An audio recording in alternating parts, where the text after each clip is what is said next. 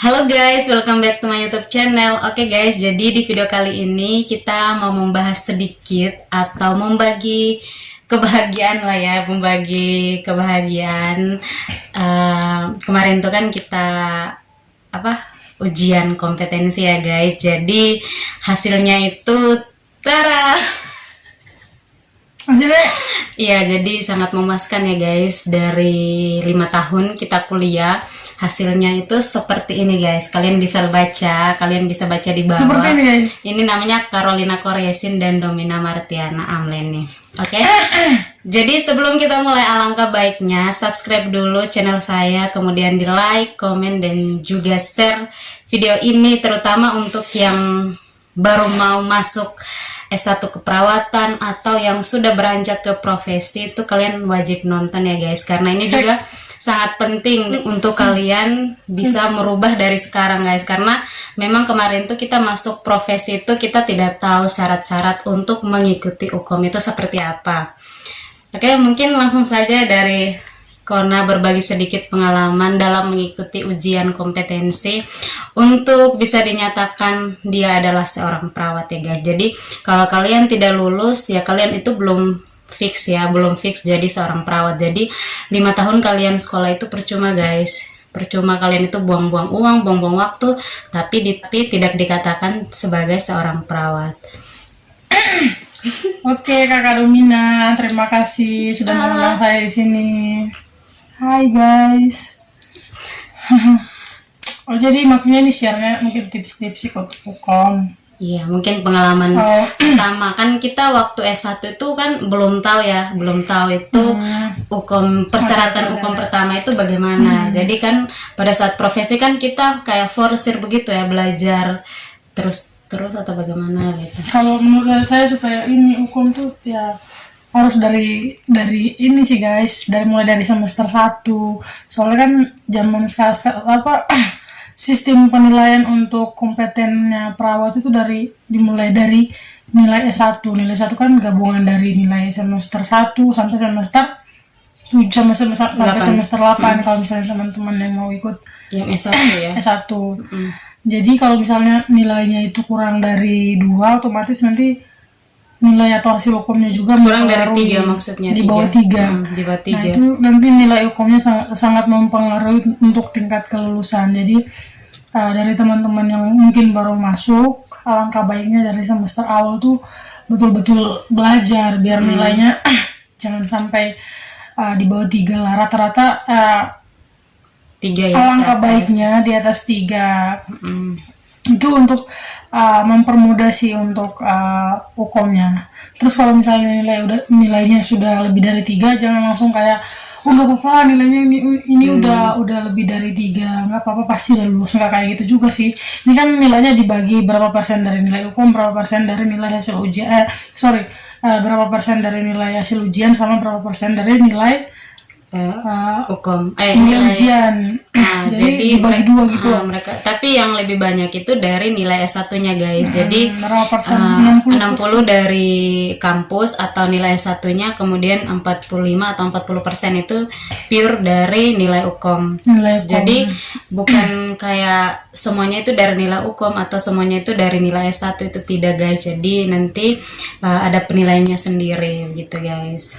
Nah, terus kalau misalnya udah mau nurse, udah selesai nurse, terus pas persiapan hukum tuh kan nggak semua kampus sih. Cuman kemarin pas kita kan selesai praktek atau selesai profesinya itu masih beberapa bulan baru ada ujian hukumnya sekitar sebulan. Jadi nah itu sih tergantung dari teman-teman, harus rajin belajar, rajin baca buku.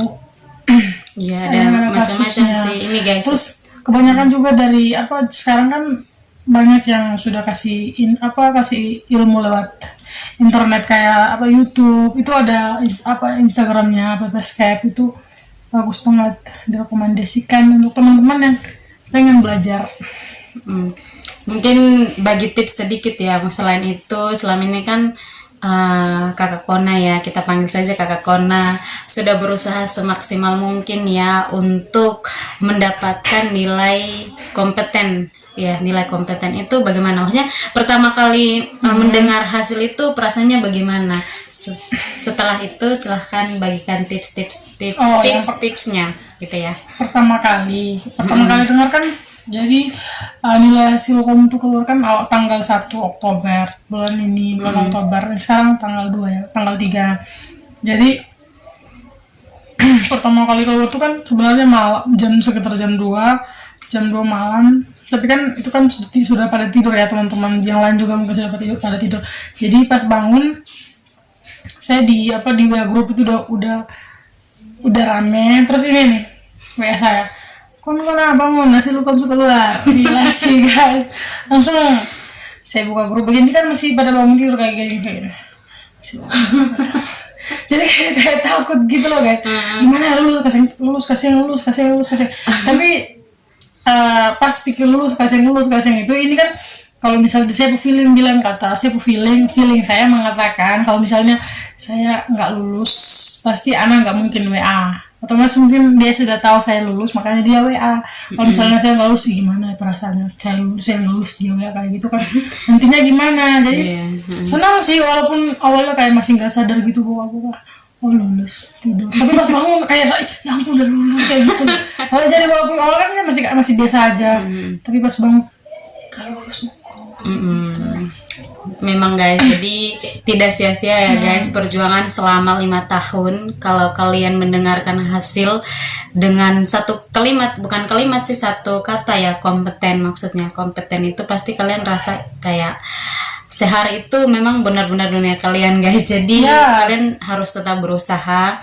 Yang baru masuk S1 atau D3, kalian harus berusaha untuk memperbaiki nilai kalian karena sangat menentukan untuk kelulusan UKOM-nya nanti.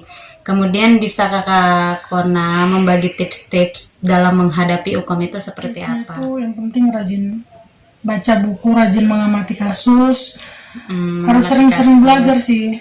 Kalau nggak tahu mungkin teman-teman lain yang mungkin udah pintar ya nggak perlu belajar, tapi kan ya rata-rata kan semua kan masih pada belajar ya.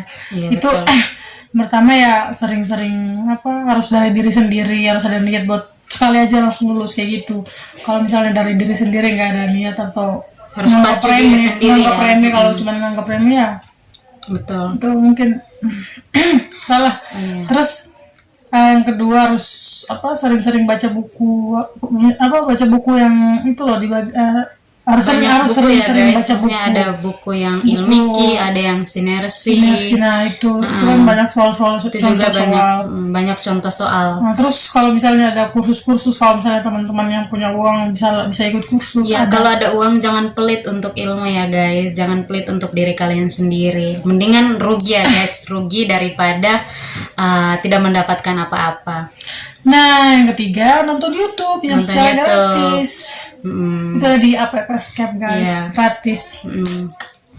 Kalian bisa cek YouTube-nya AppScape guys. Karena itu memang juga sangat membantu, bukan bagaimana ya? Karena dengan aplikasi AppScape atau channel YouTube dari AppScape itu bisa membantu kami untuk bisa menganalisa soal, kemudian bisa lebih mengerti kira-kira ini jawabannya bagaimana sih soalnya. Begini guys, jadi untuk soal UKOM itu memang jawabannya itu semuanya betul, tapi yang paling benar atau yang paling tepat itu jawaban apa. Jadi untuk soalnya itu benar-benar mengecoh guys. Jadi banyak berlatih soal karena pengalaman saya pertama ya guys. Pertama.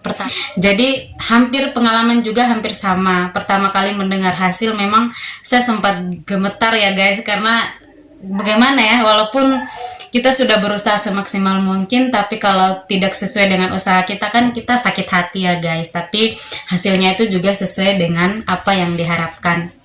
Jadi pertama itu ya seperti yang tadi sudah saudari Kona berikan tips-tipsnya, kemudian juga harus banyak latihan soal guys, karena pertama kali kita tuh belum tahu kira-kira soalnya itu bagaimana. Waktu kami ikut ujian atau tryout melalui aplikasi AppScape atau mengikuti ujiannya mereka itu, pertama itu benar-benar nilainya itu cuman 37 kalau dari saya nilainya cuman otomatis tidak lulus guys. Jadi tipsnya itu yang paling penting itu kalian harus rajin mengerjakan soal, melatih soal tryout supaya kalian itu juga ada gambaran.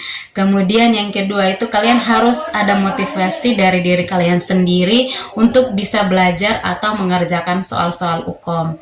Kemudian yang ketiga itu kalian harus bergaul dengan orang juga yang rajin belajar juga. Jangan-jangan kalian bergaul dengan orang yang malas, otomatis kan kalian juga akan menjadi malas guys. Kemudian yang keempat itu jangan lupa ya, kalian itu harus mencatat kata kunci atau kata-kata yang bikin kalian itu susah mengerti. Jadi pada saat kalian mencatat atau melakukan konsep kata-kata, otomatis kalian bisa mengulang kembali atau melihat kembali apa yang kalian catat. Nah, itu juga sangat penting untuk bisa lebih maju ya dalam mengerjakan soal gitu.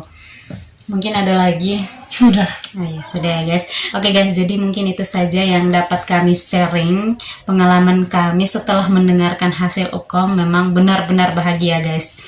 Oke, guys. jadi mungkin yang belum rezeki tetaplah berjuang, karena perjuangan itu, hasil itu tidak pernah mengkhianati proses kalian. Jadi kalian itu harus positive thinking, kalian tuh pasti bisa. Oke, itu saja. Kita ketemu lagi di video selanjutnya. Dadah. Bye bye, see you.